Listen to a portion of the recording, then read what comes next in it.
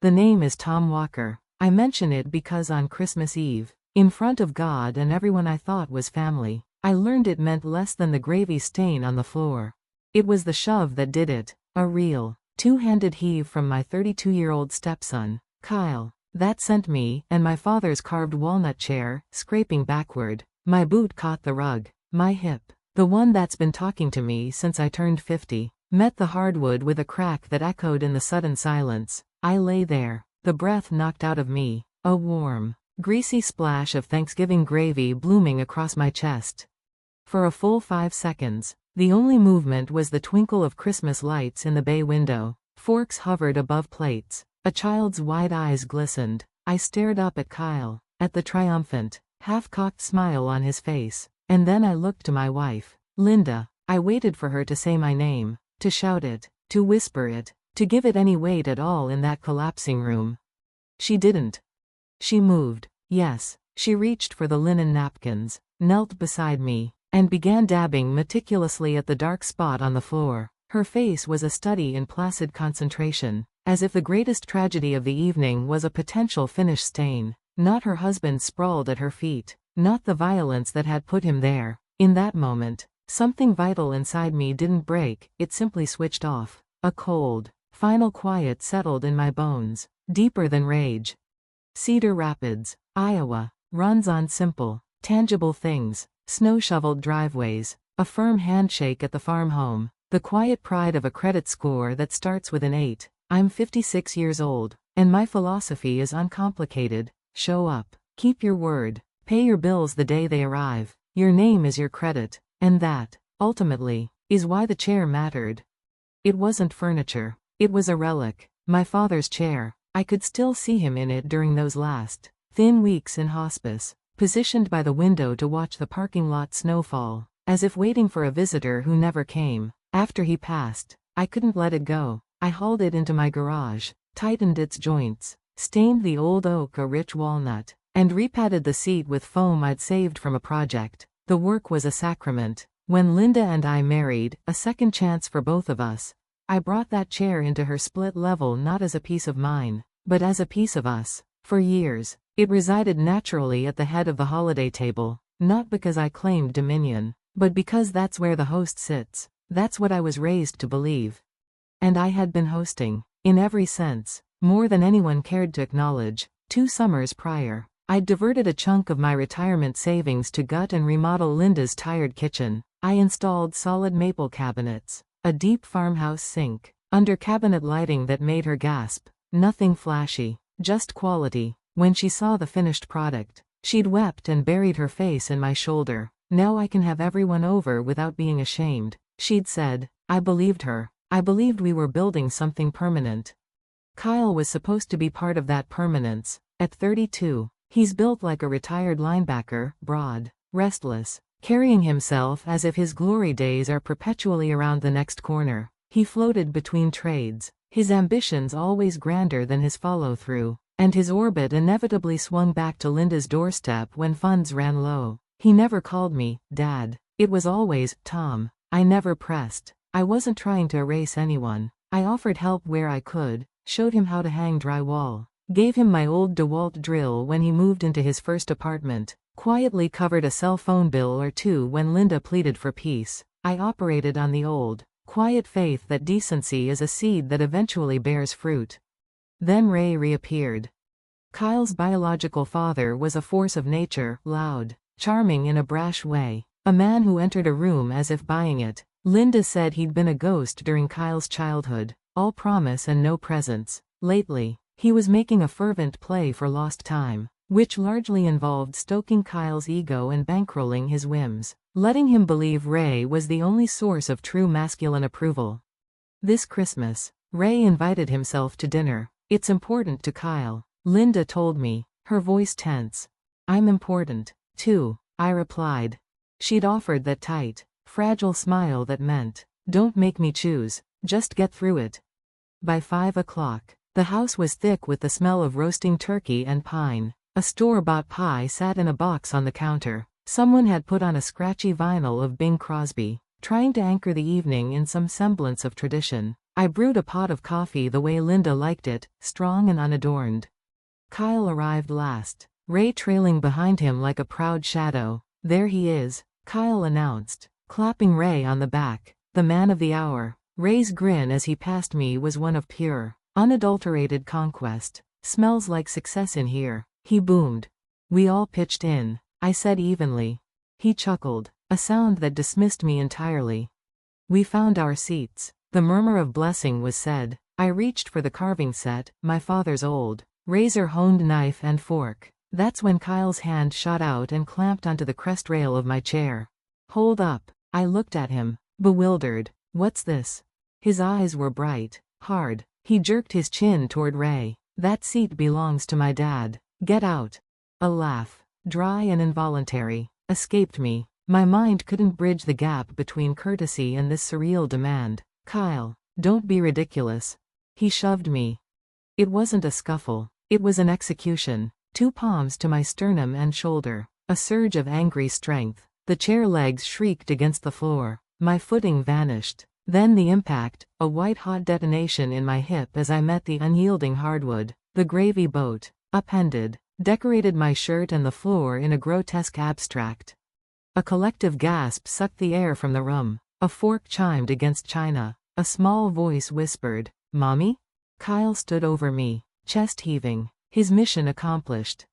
And Linda? Linda looked only at the mess. She fetched napkins, knelt, and began sopping up the gravy with methodical precision. Her expression was serene, detached, as if by focusing on the cleanup, she could wish the conflict away. She chose the path of least resistance, and in doing so, chose everything.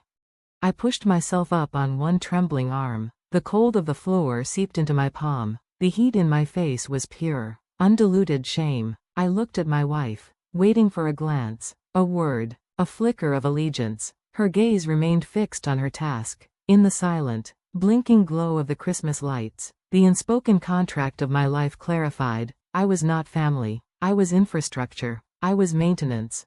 So, I stood, slowly, each movement a protest. I didn't speak. I walked out of the dining room, through the foyer, and into the brittle Iowa night. The door closed behind me with a soft, definitive click.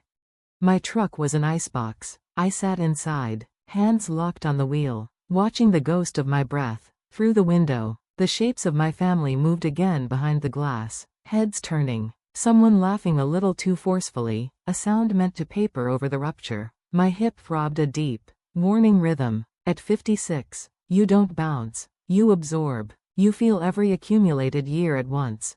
I drove without destination, the heater roaring, the radio dead. I couldn't stomach a carol. I ended up at a 24-hour Casey's, its fluorescent glow a lonely beacon. The air smelled of stale grease and fake cinnamon. I took a booth in the back, cradling a bitter coffee, and watched the night press against the glass.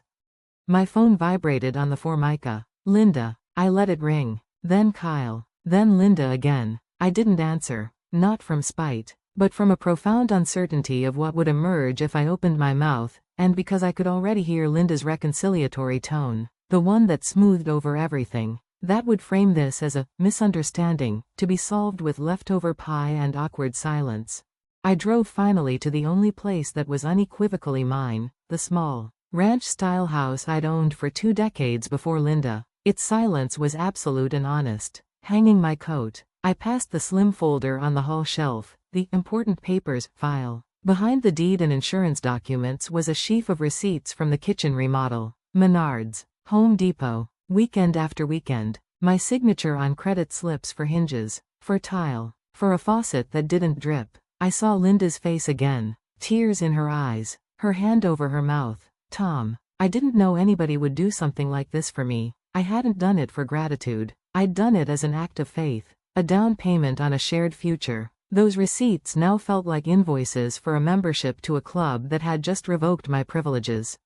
In the bathroom mirror, a livid purple bruise was already flowering across my hip, the size of a dinner plate. I settled into my recliner, an ice pack numbing the ache, and stared at the dark television screen. That's when the memory ambushed me, vivid and humiliating. 2 years back, when that old faucet first started leaking, Kyle had chuckled and said, "See, Mom? This is why you needed a real man around the house. I'd smiled back then. A fool. Because I thought he meant me. At 9:47 p.m., my phone buzzed with a text.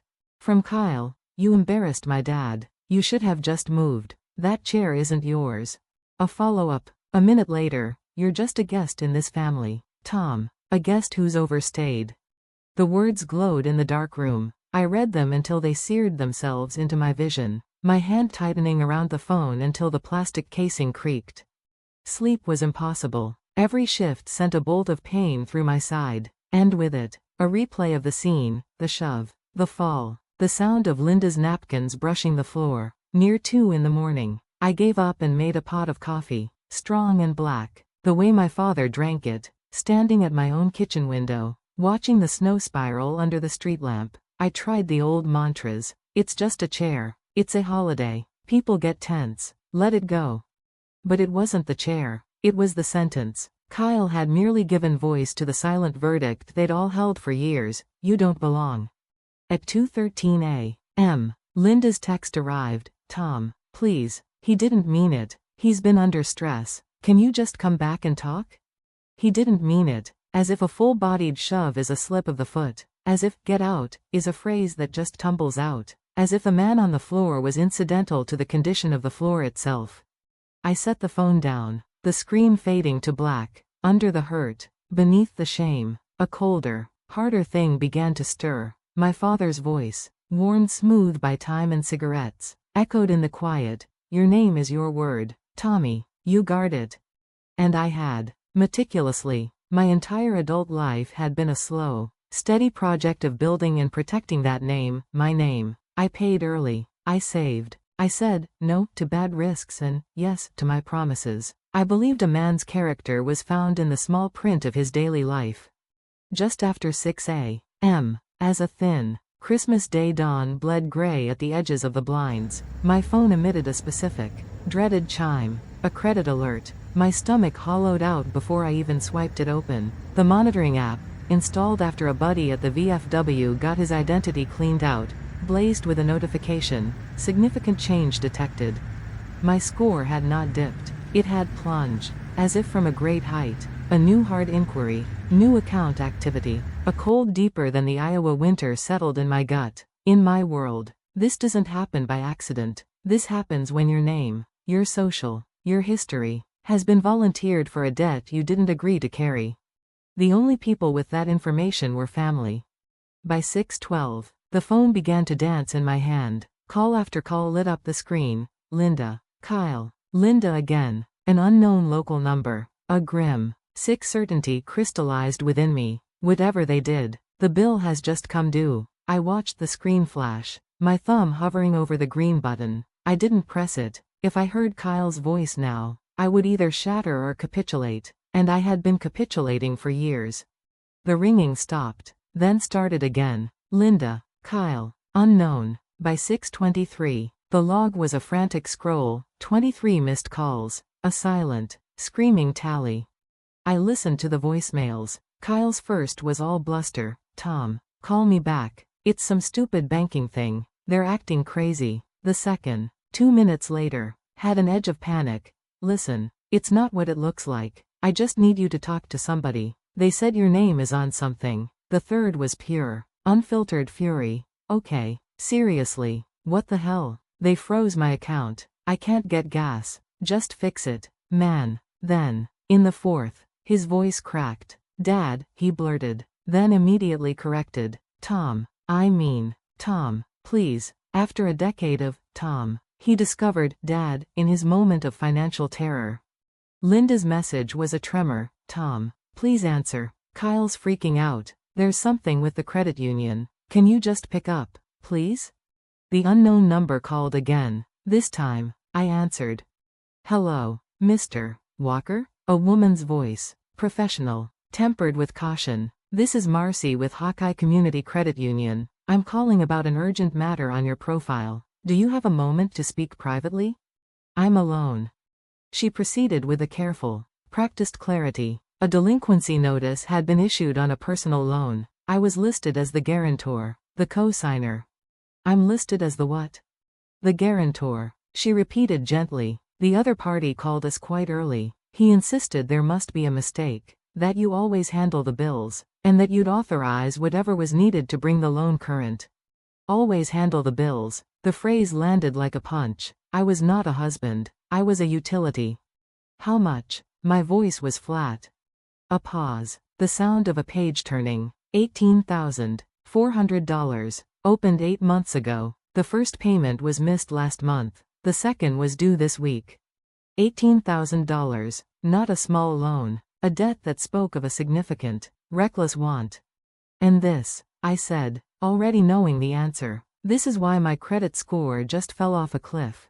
Yes, sir, because you're legally tied to it. Her voice softened further. Mr. Walker, the loan file contains a signature page with your name on it. If that signature isn't yours, we have a procedure to follow. What procedure? We can initiate a fraud review. The fastest way is for you to come in. We open at 8, but I can meet you earlier. I looked at the clock, 6:31, the day after Christmas. I'll be there.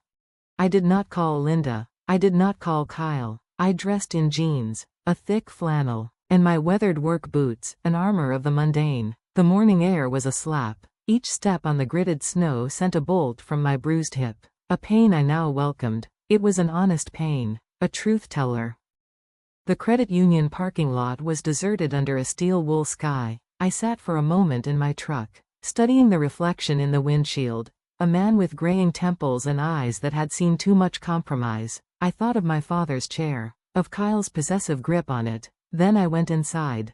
Marcy met me in the lobby, a woman with a kind, tired face and a badge on her cardigan. Her office smelled of photocopier ozone and stale coffee. I'm so sorry to do this the day after Christmas, she began. Just show me, I said. She slid a folder across the desk. The loan summary was on top. Kyle's name, Linda's name, and there, typed neatly in the box labeled guarantor, Thomas Walker. She turned her monitor. This is the signature page from the application. The image filled the screen, a signature in dark ink. At first glance, it was convincing, but the longer I looked, the more it unraveled. The looping flourish on the T was all wrong, a theatricality I've never possessed. The tail of the R in Walker curled up in a shy, almost apologetic way mine never does. Is that your signature, Mr. Walker? No, I said, the word leaving me like a stone. It is not. She nodded, a sad understanding in her eyes. Do you ever sign as Tommy? The air left the room. Only my father called me that. I haven't signed it that way since I was a boy. She used her pen to point to the screen, to the space below the typed name. There, in a hesitant, almost childish cursive, was the proof, Tommy Walker. A chill, absolute and profound, swept through me. Who, Marcy asked, her voice barely above a whisper, had access to your personal information? Your social security number, your date of birth? I didn't need to look away from the ghost of my childhood name on the screen, my wife. Marcy didn't flinch, didn't judge. She simply opened a drawer and placed a single-page form before me. This is a statement of alleged fraud. If you sign this, we open a formal investigation. You should know, this can have serious consequences for the individual who submitted this paperwork. As if on cue, my phone buzzed on the desk between us. Kyle. Marcy's eyes flicked to it, then back to me, holding a space of pure, unpressured silence. You don't have to decide right now, she said. I looked from the phone to the fraudulent Tommy on the monitor, to the blank line on the form waiting for my real, adult signature. This wasn't about a chair, or a shove, or a ruined holiday. This was about the one thing I had left that was entirely, unassailably mine, my name, the one my father told me to guard. I'm not deciding out of anger, I heard myself say, surprised by the steadiness in my own voice. I'm deciding because my name means something.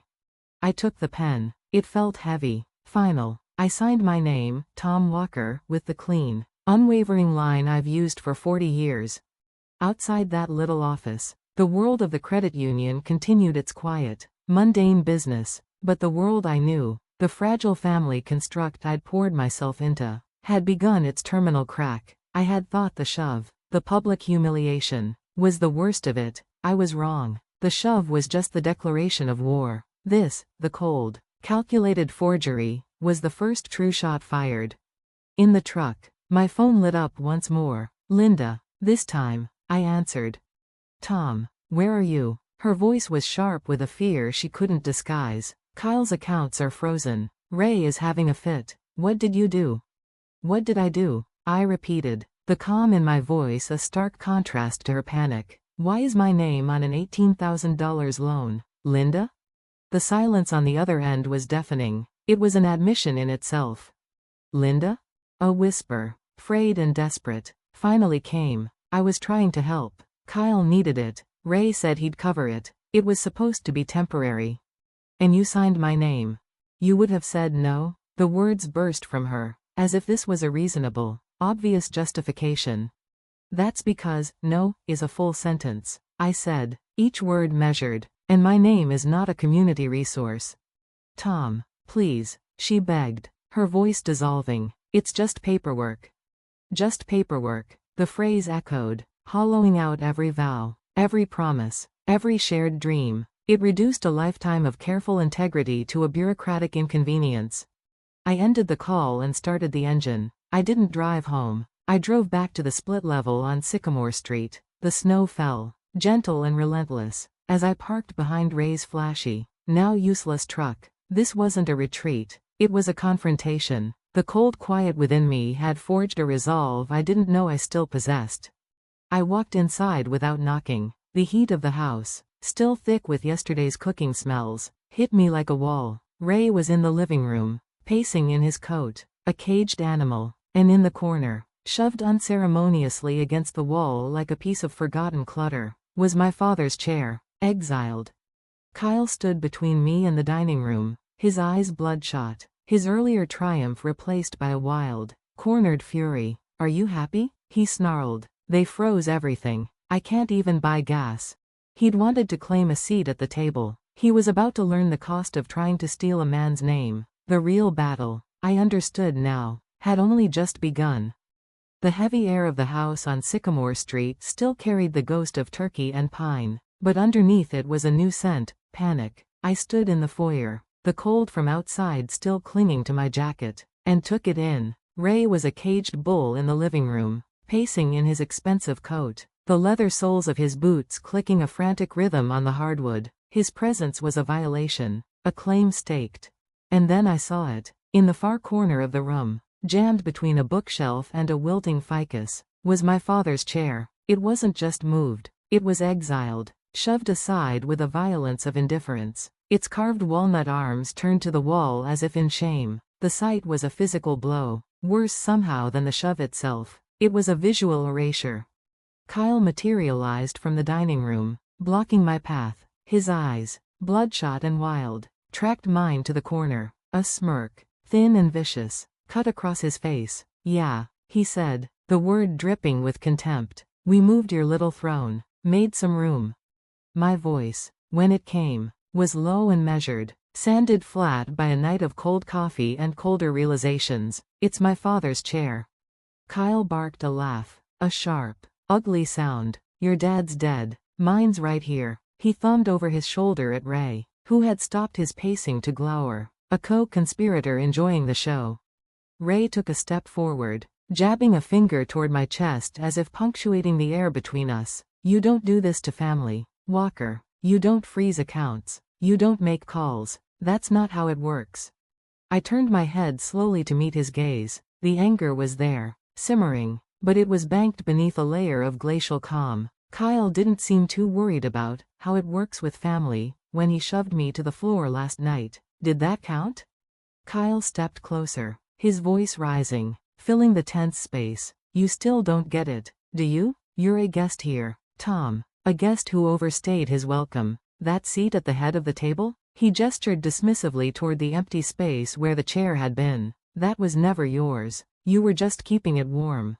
My attention shifted then, past him, to the kitchen doorway. Linda stood there, a faded dish towel twisted into a tight rope between her hands. Her face was pale, her eyes fixed on a point on the floor somewhere near my feet. She wouldn't look at me. In that moment, the ache in my bruised hip was nothing compared to the fresh, clean hurt of her averted gaze. This was the woman who had promised to be my partner. Her silence now was the loudest condemnation of all. Tell him, Linda, I said, my voice cutting through the thick atmosphere. It wasn't a shout. It was an indictment. Go on. Tell him exactly whose name is on that loan application. Her mouth opened, a small, helpless movement, then closed again. A mute fish gasping on a shore. The twisting of the towel intensified. Kyle's face underwent a sudden, seismic shift. The arrogant mask slipped, revealing the confusion and dawning fear beneath. Mom? He said, the words sounding younger, more vulnerable than he'd likely intended. The silence stretched, taut enough to snap. Finally, a whisper, so faint it was almost lost, seeped from her. I signed it. I thought it would be okay. I thought we could handle it before I noticed. I finished for her, my tone leaving no room for her unfinished thought. Kyle stared at her, his brain visibly struggling to reconcile the image of his rescuing mother with this confession. Then his eyes snapped back to me, burning with a new, redirected fury. You told them it was fraud. He spat, making the word sound like a profanity. You went down there and you made my mom out to be a criminal, over money. I told them the truth, I replied, each word a stone laid with care. I did not sign that document. Someone else did. That is the definition of fraud. You could have covered it, he shouted, the volume bouncing off the walls. Spittle flew from his lips. You could have just paid it. You always cover it. That's what you're for. That sentence landed with more force than his two-handed shove ever could. It was the naked, ugly truth of my utility in their lives. The final, unvarnished appraisal of my worth. You always cover it. And he was right. For years, I had covered gaps in understanding with patience, gaps in income with quiet checks, gaps in respect with a stoic turning of the other cheek. I had been the silent foundation, and they had mistaken my solidity for complacency. I looked at him, at his heaving chest, his furious, entitled face, and then at Linda, who still could not meet my eyes. I saw the whole sad, desperate architecture of their lives. A house of cards built on my credit and my compliance. A profound fatigue washed over me, colder than the Iowa winter outside. There were no words left here that wouldn't be weapons, and I was done supplying ammunition for a war one never wanted. Without another word, I turned. I walked back out the door I'd entered, leaving the heated, toxic air behind for the clean, sharp cold of the morning. In the cab of my truck, the adrenaline seeped away, leaving behind the throbbing, persistent ache in my hip. For a long minute, I just sat there, hands on the wheel, staring at the sterile whiteness of the snow-covered lawn. The old, deep-worn path of least resistance beckoned like a sedative. Go numb, call Marcy, tell her it was a misunderstanding, make a payment, swallow the humiliation one more time, keep the peace. It was a familiar flavor, the chalky aftertaste of dignity traded for temporary quiet. Then my phone buzzed on the passenger seat, a new voicemail from Kyle. I played it, pressing the phone to my ear. His voice was different, the bravado was gone, stripped away by sheer need. It was breathless, hurried, the voice of a man who has just seen the trapdoor swing open beneath his feet. Tom, listen, just tell them you signed it, okay? I swear to God, I will pay you back every cent. Ray says he's got it. He just needs a little time to move some things around. Come on, man, don't do this. It's embarrassing. The message ended. Embarrassing. Not illegal. Not a betrayal of trust. Not a felony. Just socially awkward. A faux pas. The word hung in the air, perfectly capturing the profound moral emptiness at the core of it all. I didn't drive home. I needed a space that held no ghosts, no memories of family I'd tried to build. I drove to the VFW. Post 788 is not a place of comfort, but it is a place of truth. The coffee is tar black and bitter, brewed at dawn and left to punish the pot all day. The conversations are sparse, punctuated by long silences that aren't uncomfortable. It's where men who have seen too much of the world's complexity go to appreciate simple things, a straight pour, a fair hand, a silent understanding. Frank Delaney was in his usual corner, a newspaper spread before him, his reading glasses perched on the end of his nose. At 72, retired from a long career as a county attorney, Frank has a mind that works like a steel trap and a heart that hasn't forgotten why the trap is necessary. I slid into the booth opposite him and placed the credit union folder on the table between us without a word. He finished his paragraph, folded the paper, and gave me a long, appraising look. Then he opened the folder. He scanned the loan summary, his eyes flicking over the numbers. He paused at the signature page, peering closely. His finger, gnarled and spotted, came to rest on the childish cursive. "Tommy," he said, not looking up, "that's not you." "No," I agreed, my voice rough. "That's my father's voice on paper, a name I haven't answered to since I was 10. Frank leaned back, the vinyl booth creaking under his weight. He took off his glasses and polished them slowly on his flannel shirt. "Tom," he began, his tone shifting from neighborly to professional, "you need to understand what this is. This isn't a family squabble that got out of hand. This is textbook identity misuse. A forged signature on a financial instrument. If you let this slide, if you handle it to keep the peace, you are giving them a blank check with your name on it. Literally. Next time, it won't be an $18,000 personal loan. It'll be a second mortgage on your house. It'll be a maxed out credit card you don't know exists. It'll be your retirement fund. Drained." "I'm not trying to blow up my life, Frank," I muttered, the weight of it all pressing down. "You didn't," he said, his voice firm, leaving no room for argument. "They did. All you're doing now is resigning from the job of protecting them from the consequences of their own actions. That's not cruelty. That's the bare minimum of self-preservation." The clarity of it was both a relief and a burden. He was right. I had spent years being the shock absorber for their irresponsibility. My credit, my patience, my quiet dignity had been the padding that kept their lives from jolting too harshly. By refusing to play that role anymore, I wasn't causing the crash. I was simply stepping out of the vehicle before it went over the cliff. Fueled by Frank's unvarnished perspective, I left the VFW and went to my own house. I found a fresh notebook and the old shoebox where I keep the archaeological layers of my adult life, expired licenses, tax returns from 5 years ago, warranty cards for tools long since worn out. I began to write. I documented everything with the meticulous care of a historian chronicling a fall. December 24th, approximately 6:15 p.m. Shove from Kyle Parker. Injury to right hip.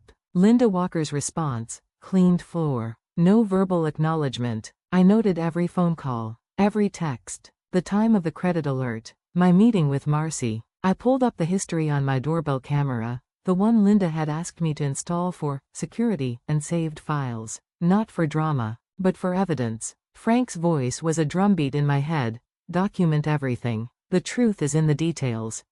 By noon, the ripples had reached shore. My phone began to light up with texts from the peripheral members of what I'd thought was my community. Linda's sister, Diane. "Tom, this is heartbreaking. Kyle's just a boy. Can't you work it out privately?" A man from my pew at church, praying for your family. "Tom, remember, forgiveness is divine." A former neighbor, heard things got out of hand. "You're really gonna press charges?" I didn't engage. I didn't justify. I simply took a screenshot of each message and saved it to a folder I labeled, Pressure. I was building my own file now.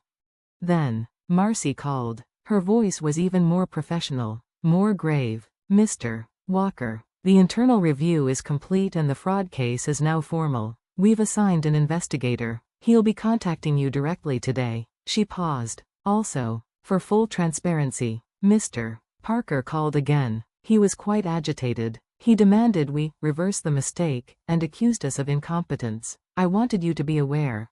"Thank you, Marcy," I said. "I appreciate it." Not 10 minutes later, the call came. A Cedar Rapids number, but one I didn't recognize. "Mr. Thomas Walker?" a man's voice said. It was calm, even, devoid of any emotional charge. "This is Investigator Neil Harlan, with the Financial Crimes Unit. I'm overseeing your case. I'd like to meet with you as soon as possible today to take your statement."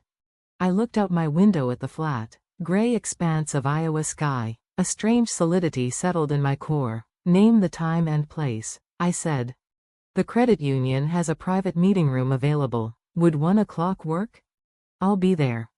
The meeting room was a study in bureaucratic neutrality, beige walls, a laminate table, A smell of industrial cleaner undercut by stale coffee. Investigator Harlan was a man in his 50s, with close-cropped gray hair and eyes that missed nothing. He set a small digital recorder on the table between us. "Do you consent to this interview being recorded, Mr. Walker?" "I do. You may stop at any time."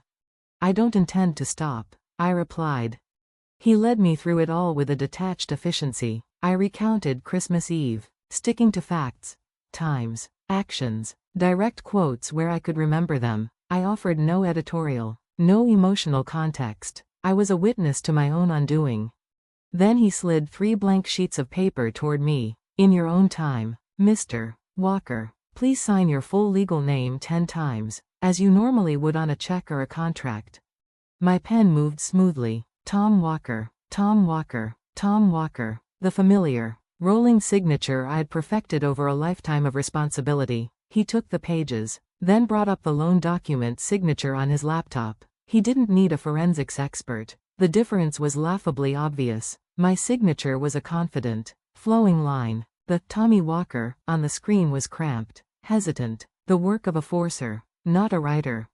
"This is not a match," Harlan stated, a simple declaration of fact. "No, it is not. Who, to your knowledge, had access to your social security number, your date of birth, the details necessary to complete such an application?" I met his gaze. "My wife, Linda. She handled our household bills. She had access to our safe. She had my trust." The past tense hung in the air, heavy and final.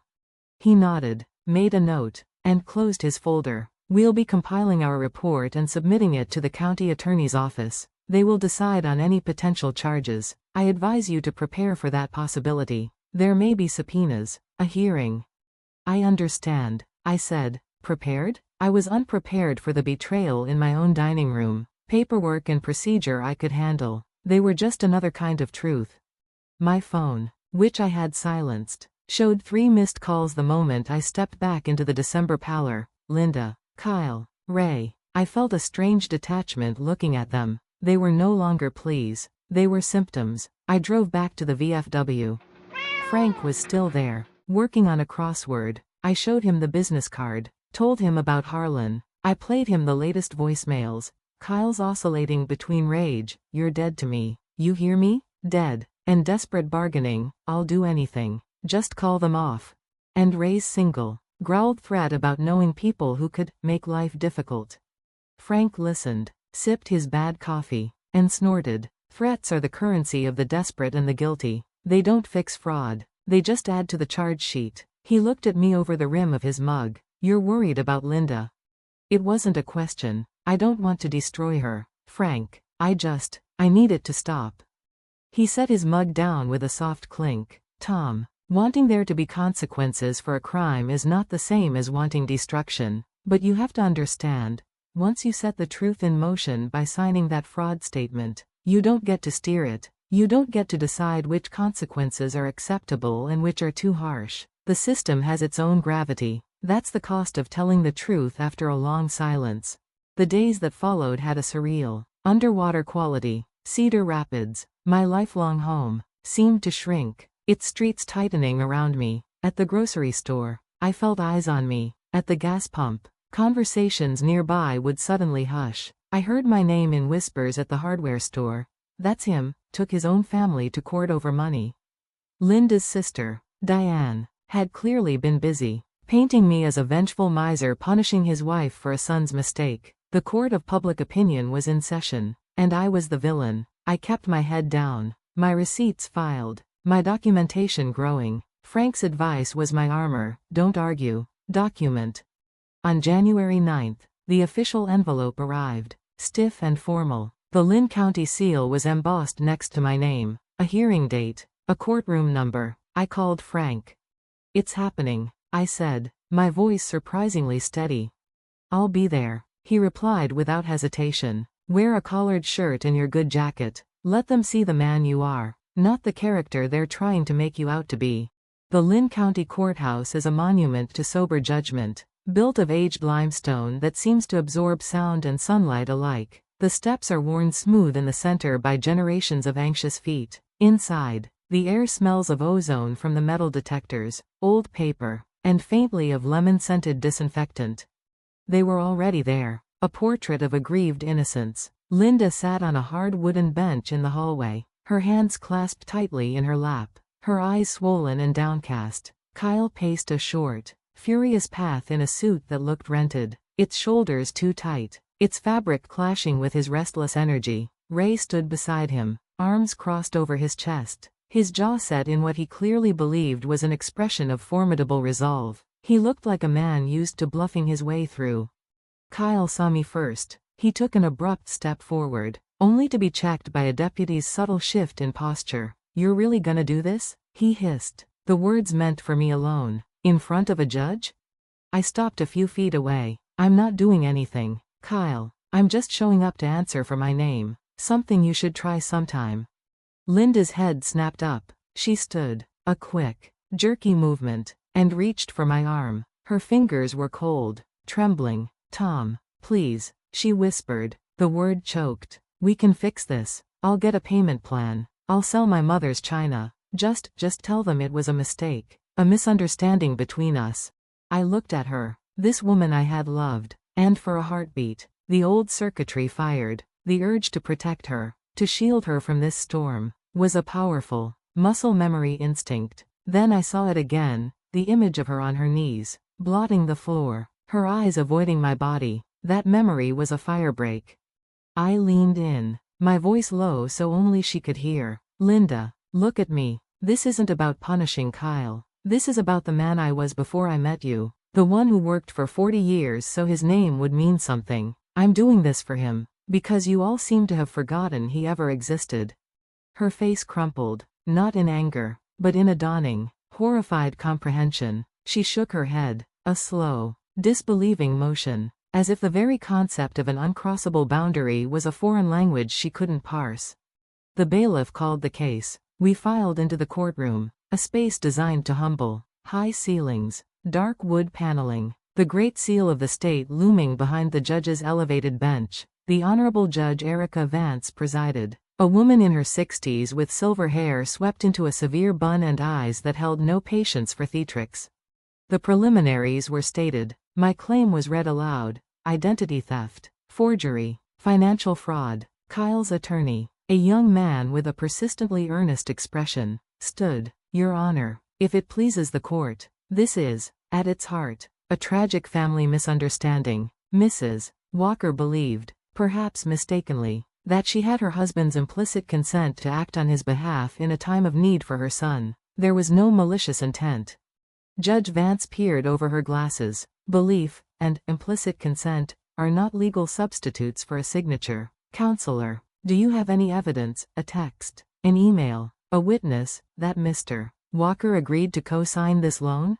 The attorney hesitated. "The understanding was familial, Your Honor."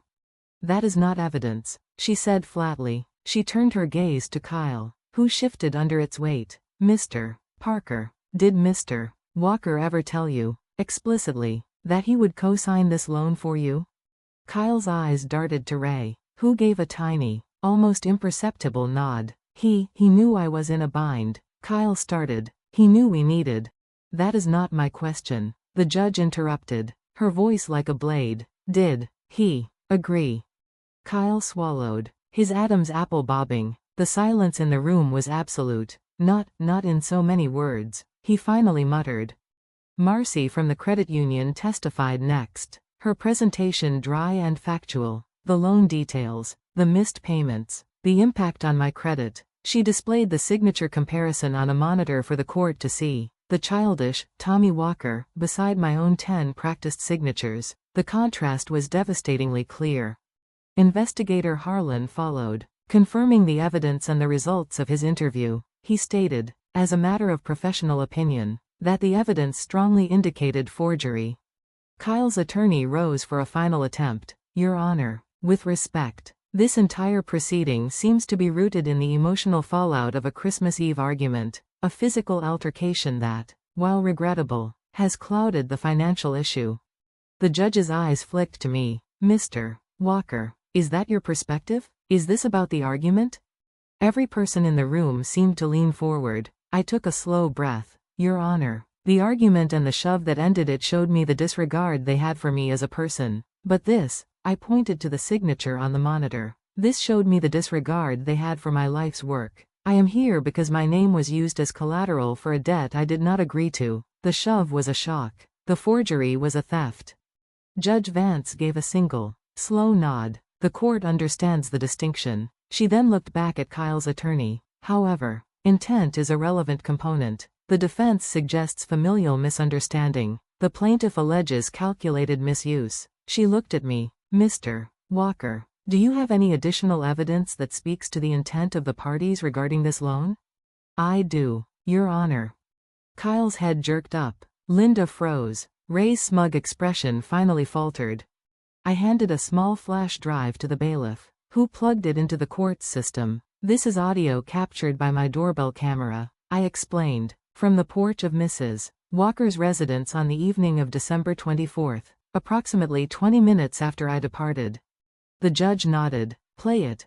The speakers emitted a burst of static, then the clear sound of the front door opening, wind noise, then Kyle's voice, loud, laughing, tinged with the adrenaline of his victory. You see his face? Priceless. He just sat there like a sack of potatoes. Ray's voice, deeper, brimming with contemptuous confidence. Don't sweat it. He'll cool off. He always does. And he'll pay that loan like he pays for everything else. That's what he's there for. A pause. Then Kyle again. The words bright and cruelly casual. Yeah, he's just maintenance. The audio stopped. The silence that followed was of a different quality than before. It was a silence of inhaled breath held, of embarrassment for the ugliness laid bare. A juror coughed, then stifled it. Linda had both hands pressed over her mouth, her shoulders hunched as if against a physical blow. Kyle's face had drained of all color, leaving him pale and suddenly young. The arrogant bully replaced by a boy who'd been caught in a monstrous lie. For a fleeting second, I saw the child he'd been, scared and wanting, before the shame hardened his features back into a defensive scowl. Judge Vance did not look at them. She looked down at the file before her, her lips a thin line. She clicked it shut with a sound that echoed in the quiet room. That, she said, her voice cool and precise, is sufficient evidence of intent. The statements reveal an expectation that Mr. Walker would absorb financial responsibility through obligation and inertia, not through consent. She turned her gaze to Kyle. Your sense of entitlement does not constitute legal authority, Mr. Parker. She then looked at Linda, and her tone, while still firm, held a fragment of something that might have been pity. Mrs. Walker, you exploited the trust inherent in a marriage to commit a fraud upon your spouse. The court cannot and will not overlook that. This matter is being referred to the county attorney for potential prosecution. There will be consequences. As the bailiff ushered us out, my fingers found the smooth, cool metal of my wedding band. I twisted it, a habit of a decade, then slowly, deliberately, pulled it off and slid it into my pocket. The weight of it was gone from my hand, but a different, heavier weight had settled in its place. Outside on the courthouse steps, the cold air was a shock, a cleansing burn in my lungs. My hip ached with a dull, persistent throb. My heart felt bruised and weary, but my spine was straight. Kyle had tried to remove me from a chair, a position. In his effort, he had forced me to stand up in the one arena where truth was the only currency. He had given the silence a microphone, and it had spoken his sentence for him. The following weeks were a study in aftermath. Cedar Rapids, ever pragmatic, quickly turned its attention elsewhere. Snowplows rumbled, grocery ads circulated, life moved on. But in the small spheres of our broken constellation, the landscape was permanently altered. Linda moved through her days like a specter. She stayed with Diane for a time, and when she returned to the split level, it was as a stranger in her own home. The air there, once filled with the sounds of a blended family trying to function, was now hollow. The quiet between her and Kyle a tense, loaded thing. Trust, I realized, wasn't just broken. Its absence had a sound, a texture. It was the silence that isn't peaceful, but watchful. Kyle's rage, once so hot and immediate, cooled into a sullen, impotent bitterness. The system Frank warned me about began to turn its gears. The county attorney, armed with Harlan's report and the damning audio, offered Linda a deal. Cooperation in exchange for consideration. She took it. There would be no jail time, but there was a permanent scar on her record, mandatory financial ethics classes, and a strict restitution order. A formal separation agreement was drafted, severing our financial lives with the clinical precision of a surgeon's scalpel. Signing it felt like watching the coffin of my second chance being nailed shut. Kyle faced the immediate, tangible costs he'd never believed would touch him. The loan was voided, but the owed amount to the credit union became a personal debt. His flashy truck was sold. His bank accounts, once frozen, were now subject to garnishment. The sure thing job he'd boasted about vanished when the background check returned. His anger at me was volcanic, but it was undercut by a bewildered frustration. The universe was finally refusing to align with his sense of entitlement. One iron gray Saturday in late February, with Frank riding shotgun for moral support, I went to retrieve my father's chair. Linda let us in wordlessly. The house felt empty, despite the furniture. The chair was still in its corner of exile. I walked over and ran my hand along the armrest. The wood was smooth, the grain familiar under my fingertips. It wasn't a trophy. It was just a chair. Its power had never been in its placement, but in the memory it held, a memory of a quiet, steady man who believed his word was his bond. Kyle could never steal that. He could only prove himself unworthy of it. Linda stood by the fireplace, wringing her hands in that old, familiar way. "It's yours," she said softly. "You should take it." I said. "I'm taking it home." Frank and I loaded it into the bed of my truck. As I tightened the last strap, the old wood let out a soft, resonant creak. On the drive back to my quiet ranch house, it struck me. I was not bringing the chair back as a conqueror reclaiming spoils. I was bringing a piece of my history home where it could rest, no longer a pawn in someone else's game. That night, I sat in it by my living room window, a cup of black coffee steaming on the side table. The snow fell outside, indifferent and beautiful. The furnace kicked on with a comforting rumble. The silence in the house was no longer an absence. It was a presence. It was mine. My phone lit up with a text. "Kyle, I didn't think you'd actually do it." I looked at the message for a long time. There was no apology, no insight, just a stunned acknowledgement that the predictable world he'd manipulated had finally, irrevocably changed. I typed back a truth that was now my bedrock. "Neither did I, until you left me no other choice." A longer pause this time. Then, "Mom's not okay." A complex ache spread through my chest. This was the collateral damage Frank had spoken of. The truth has a price, and it's often paid by the fragile structures built on lies. I replied, not with venom, but with a clarity that felt like the only kindness left. "Tell her to take care of herself, and tell her I hope she learns that real peace doesn't come from hiding the mess. It comes from not making one in the first place." He didn't answer. I didn't expect him to. In March, under the cold, clear light of a county clerk's office, Linda and I finalized the dissolution of our marriage. It was not dramatic. It was a transaction. She signed where flagged with a hand that trembled. I signed with a hand that was steady. She cried quiet, hopeless tears. I felt a profound sadness, but it was for the dream, not the reality. The reality had ended on a gravy-stained floor. I had already grieved. Afterward, Frank met me outside. He clapped a hand on my shoulder, his grip firm. "You okay, Tom?" I looked past him, up at the American flag whipping and snapping in the relentless prairie wind, a symbol of resilience. "I will be," I said, and in that moment, I knew it was true. I think I already am. The strangest part, the part one never could have anticipated, was the lightness, the exhausting, decades-long work of trying to earn a permanent spot at a table where I was only ever a conditional guest was over. The silence in my own house was not lonely. It was peace. I was no longer a maintenance man for a family that wasn't mine. I was just Tom Walker, in his father's chair, answerable to no one but the man in the mirror and the memory of a father who taught him that a name is all you really own. Hate would have been a chain, binding me to them forever. What I felt instead was a simple, unshakable understanding, hard-won and colder than the Iowa ground. Respect is a bridge, and when someone deliberately sets fire to their end, you are under no obligation to stand in the flames, holding up your own. The only sane thing to do is to walk away, and let the river of consequences, finally undammed, flow where it may.